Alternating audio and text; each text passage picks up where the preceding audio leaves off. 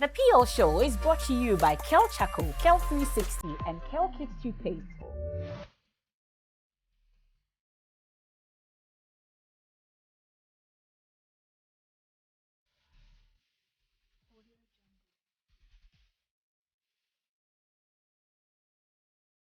Hello and welcome to today's edition of the Kel Toothpaste PL Show. Today, you can tell the excitement because of the phenomenal lady we are about to celebrate. This lady, you hardly mention her name without talking about breast cancer and breast care. She's all about early detection. She's all about prevention, treatment, and if possible, cure for breast cancer. By now, you know who I'm talking about, Dr. Beatrice Wiafe Addai. She's a breast consultant, she's a surgeon, she's the CEO of Peace and Love Hospital. She's all about saving lives. By the time you hear her story, you'll be inspired, you'll be motivated, you'll be pushed to go beyond your boundaries. Gather round and let's hear the story of Dr. Beatrice Wiafe Addai. The Kel Toothpaste PL Show is proudly, as always, brought to you by Kel 360, Kel Charcoal, Kel Kids Toothpaste. Kel is always a happy smile. Right after the break, we'll get to hear the story. It's a good time for you to visit our social media platforms and share the link, and then also spread the word about the phenomenal lady show. I am Emefa Apawu. You're welcome to the Kel Toothpaste PL Show. Please stay with me. We're right back.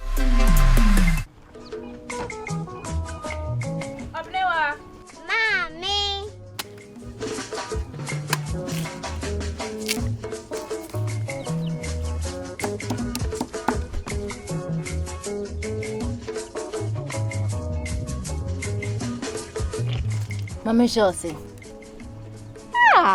Fe.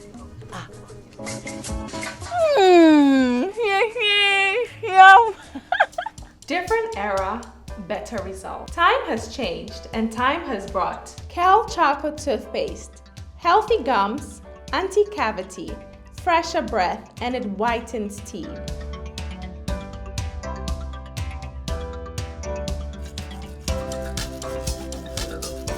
Kel Charcoal Toothpaste.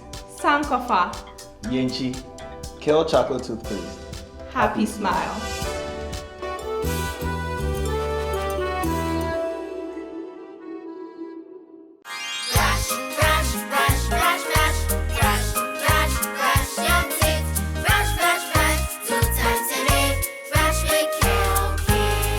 Hello, my friends. My name is Kel Kids Toothpaste. Wow. I was made to be gentle on your gum, but protected. I will protect your teeth from cavity, make your teeth whiter, stronger, keep your mouth fresh all day. And best of all, I'm strawberry flavored. So put on a smile and try me. That's amazing. Just try me. That's my job. If you say so, jump on my brush. It makes your teeth stronger, chicky whiter, chicky stronger. Yay! You did it! I'm glad you like your new toothpaste. Don't forget to brush both day and night. Kel Kids. Happy smile.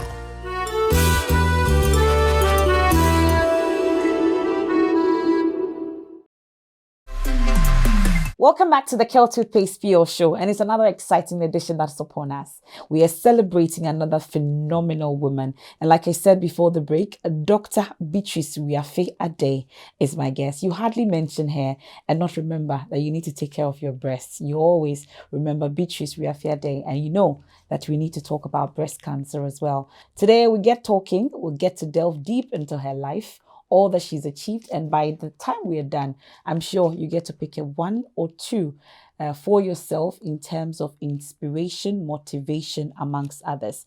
She's joining us today all the way from her base in Kumasi.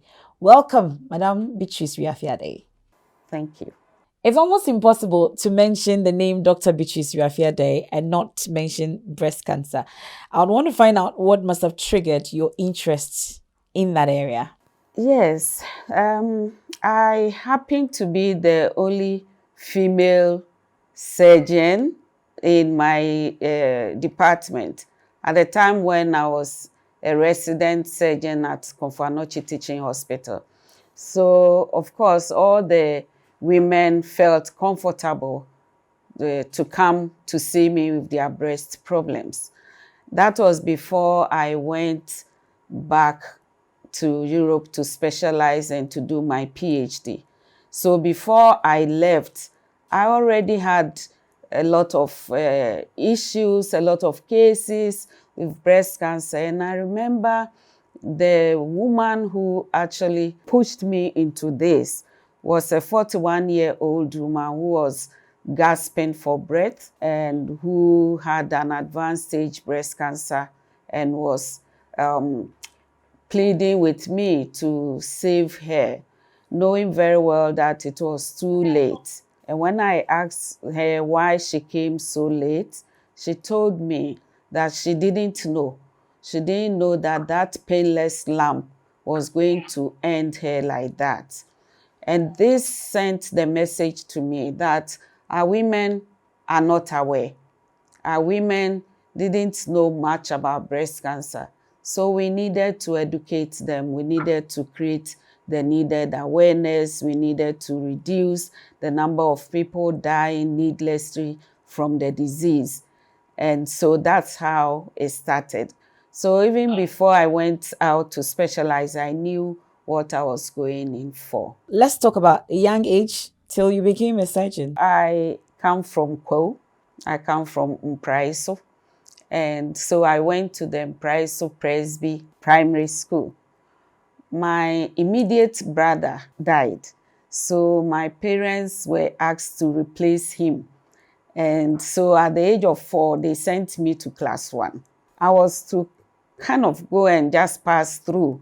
But at the end of the year, when they did the exams, I wrote the exam, I passed, and so they pushed me along. At age 4? Yes. I used to be the smallest person in the class. They used to call me Asrewa because I was very tiny. But in middle school, that's when we started writing common entrance. And so my mates started passing common entrance. We were all writing.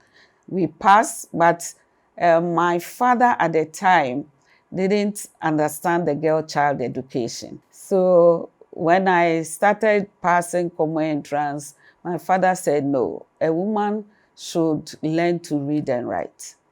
You shouldn't think about going to secondary school. So I went to Form 2, went to Form 3. In fact, in Form 3, I passed Abri Girls.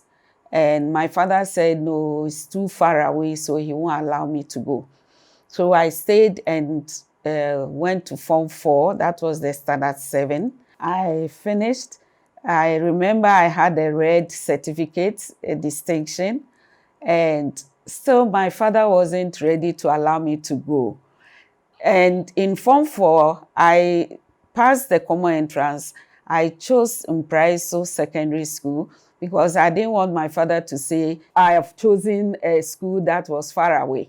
At the end of the year, he was still not ready to let me go to secondary school. Why was he not ready to let you go? He said, Oba school, Faso. There was no girl-child education drive, and all the experiences around were girls who had gone to secondary school, gone to university, and got pregnant, and so they had to drop out of school. So my school teacher, Mrs. Anim Somua, she's still around. Mrs. Anim Somua is still at Mpraiso. Wow. She brought a respectable man at Mpraiso, Mr. Banfo. They used to call him a BTA. They came to come and beg my father to take me to secondary school. In fact, my mother had gone to complain to them. So they came and sat my father down to explain the reason why he has to send me, allow me to go. And he was still saying no. And so a BTA said then he will take care of me. He will send me to secondary school. And that actually didn't go down well with my father. It wasn't as if he was poor. My father was one of the rich people in town. And so he felt, uncomfortable. And that's when he agreed to then take me to secondary school. I happened to be the first daughter. the sixth born, but the first daughter. You can imagine that I always had to be near my mother. I always had to be helping in the kitchen, and there were 11 of us. So I think I learned a lot from her, hard work. And as I grew up, she was always my confidant and my advisor. So I think she helped me a lot. Unfortunately, these days, you don't get a lot of children even listening to mothers. But if you have a mother, you should take advantage of your mother's advice and your mother's support. And in this journey that you've taken, at least, is focusing on breasts, being a surgeon among others. Did it not scare her at any point in time, you'd say? Was there not a point in time that they were all worried about the path that you've chosen? No, I think even she rather encouraged me. She was giving me a lot of advice. She wanted me to remain focused on what I thought I needed to do, and she was very supportive. So I didn't scare her. My husband, initially, maybe he was also scared for me, but with time, he understood that that is my passion. And so the best he could do was to support me and to encourage me. So he also came around, and he's been very supportive. And my children, my siblings, they are all very supportive. Whenever we are doing any program, you find my brothers and sisters all around, my children. And I can't also finish without mentioning my staff. The members of staff are people who God sent to come and assist me in the journey that I chose for myself. First female general surgeon with a PhD in Ghana. That's very interesting. But for a woman to be able to achieve such a height, what would you say has been the challenges? Has it been challenging at all for you? It's been very challenging. You are a woman yourself. And I always say that we are in the man's world. But especially when you talk about the medical profession, we are lucky that now we have a lot of female doctors. Those days, we were very few. And so it was not that common to see a woman as a doctor and a woman venturing into a surgical field. A lot of us were even discouraged from going into surgery because, they advised us that that's not the woman's field. It's very challenging. It's very, troublesome. And as a woman, as a mother, and as a wife, it wasn't going to be easy to combine. But once you are determined and you are focused, with God on your side, everything is possible.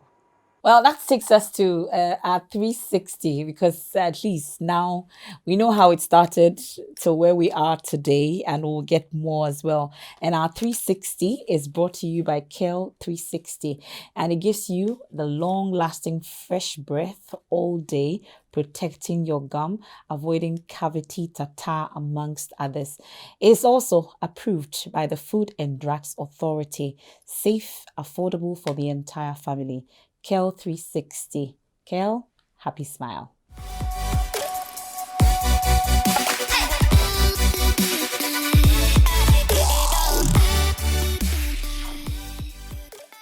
The name Dr. Beatrice Wiafe Addai has become synonymous to breast cancer in Ghana. Dr. Wiafe, who started her advocacy on breast cancer awareness in Ghana 20 years ago, studied as a specialist breast pathologist. Her work in various positions as a medical doctor and consultant breast surgeon with leading medical institutions like the Komfo Anokye Teaching Hospital prepared her for her current position as the Chief Executive Officer and Senior Medical Officer at Peace and Love Hospitals in both Kumasi and Accra, a specialist hospital that is championing the cause of breast cancer management in Ghana and beyond. So when you have breast cancer, hospital and co-chinchin, the more we chinchin, now we waste time. When you be bound, also abeba hospital no.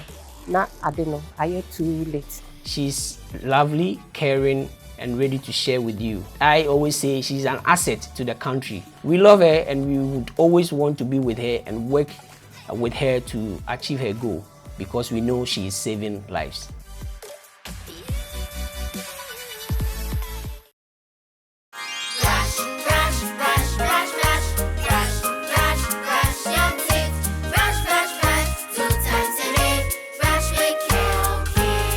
Hello, my friends. My name is Kel Kids Toothpaste. Wow. I was made to be gentle on your gum, but protected.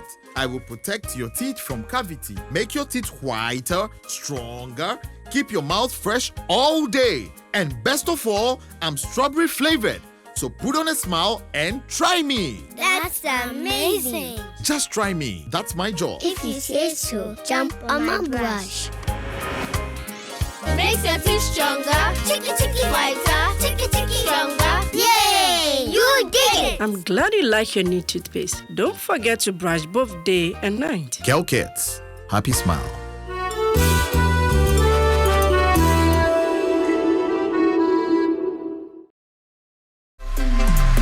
You're welcome back to the Kel Toothpaste PL show. How have you been able to juggle all this, knowing that you are a mother, a wife? I'm sure that this work that you do must take you away from those who love you the most. How do you juggle it? It hasn't been easy, but you need to have a partner who understands you. And I think my husband has been very supportive. He's been at the back. And he's been very, very encouraging and supportive. My mother was available, so she helped me a lot in taking care of my children and in, everything that I needed to do. My mother was there to help. And so you always need some people to be around you. You will always need some help. Don't assume that you can do everything on your own. You need to get some people who can support you, who will understand you and support you. And I think I was fortunate to have such people around me. I don't know if you remember your days in medical school, for instance. How was it, you'd say? Do you recall? Yes. I went to medical school in the then Soviet Union. The very day I was leaving Ghana for Moscow, there were 7 of us who had received the scholarship. I was the only girl. So all the others are men, and my classmates, they are all doctors in Ghana. So I was their sister, I was their mother, I was doing everything for them. I was cooking for all of them whilst we were in the medical school. I mean, it was nice. Interesting. You cook as well? Oh yes, I cook a lot. I like cooking. That is my best thing that I do during my free time. I'll just be there and I'll be thinking of what I want to cook. It's not what I want to eat, but what the things that you put together, the ingredients that you put together to get what you feel you want. And up to now, I love cooking. It's a good time to take us to our DIY segment since you cook. And I would want to hear the answer about whether you cook anything and everything. This segment is brought to you by Kel Charcoal Toothpaste. It's a DIY segment. And of course, brushing your teeth is now easy. Getting that white teeth. Previously, we used to use the plantain peduncle dipped in charcoal to give us that white teeth. Those days are long over now because we have Kel Charcoal Toothpaste. It's safe for the entire family, gives you that fresh breath, also whitening your teeth in the process. It's FDA approved, no need to worry about it, and it's safe and very affordable also. It's a Kel Charcoal Toothpaste. Kel, happy smile.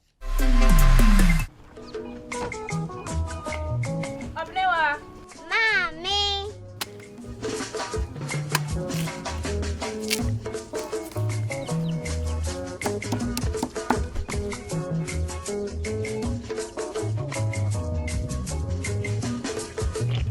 Mama Josie. Fe.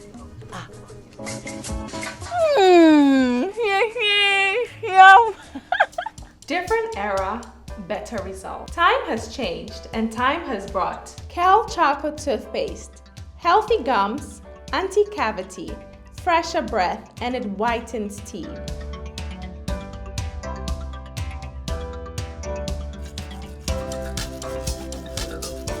Kel Choco Toothpaste, Sankofa, Yenchi, Kale Chocolate Toothpaste. Happy Smile.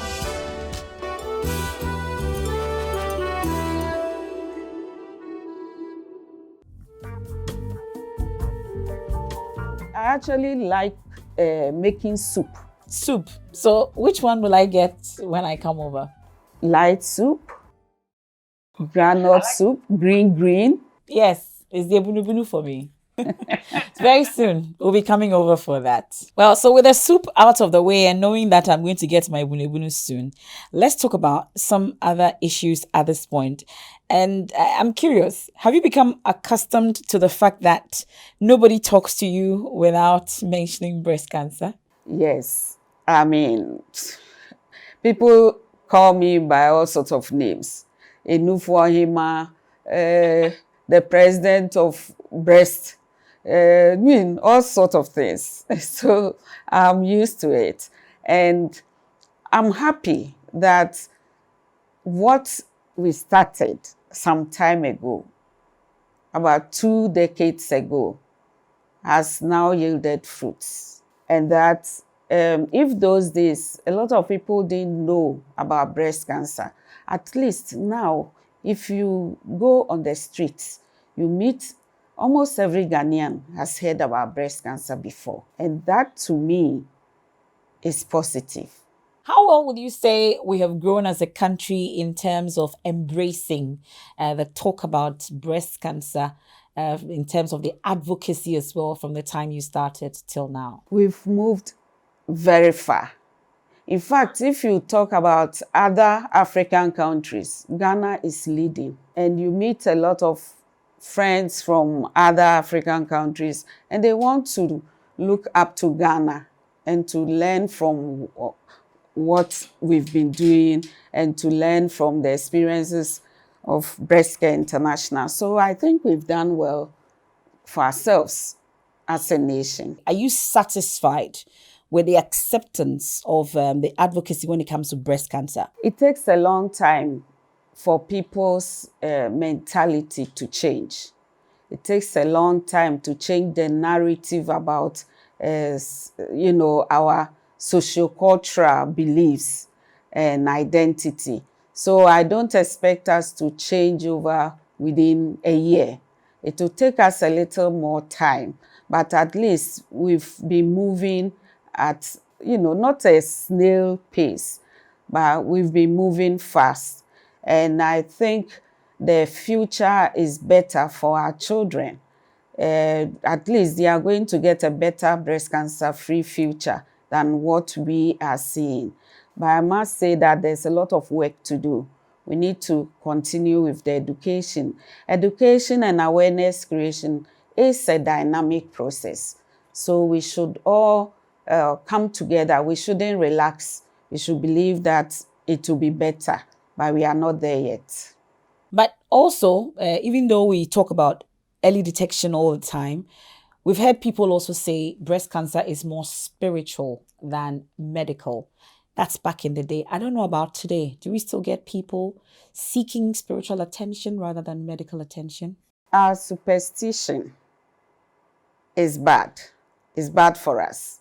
We are very superstitious. And so we need to work on that. There's a lot of stigma surrounding breast cancer. We need to work on that. But I must say that as women, we need to continue hammering on what we have to do, like doing our own breast self-examination and also discussing it, talking about breast cancer. We should not stop. We want to advise our women to go to the hospital when they find any abnormality with their breasts, not to go and waste all the time in the prayer camp. We also are pleading with our pastors to send the women back to the hospitals and not to keep them in the prayer camps. One of the very serious impediments is poverty. A lot of our people are poor. Sometimes even the money for transportation to the hospital is an issue. And so that's why Breast Care International came up with the Breast Fund. The Breast Cancer Fund is there to help poor women who have been diagnosed with the disease. And so let me use your medium to advise Ghanaians to pay something into the Breast Cancer Fund. We don't want our women to die prematurely from a disease that is curable, a disease that is treatable, just because they don't have money. These are things that we can do to help our people. And you know that we don't have any social support system in our country. So women do not have anywhere to run to when they are faced with this challenge. So this is something we can do to help. Apart from educating and demystifying the disease, we're also grateful to the breast cancer survivors who are helping us to share their stories. By sharing their stories, they are helping us through their own personal experiences and to make our women understand that there is hope and that even if what you have is breast cancer, you can be cured and you can have your life back. If it's early, you can also have your breast back and not lose the breast even when you are diagnosed with breast cancer.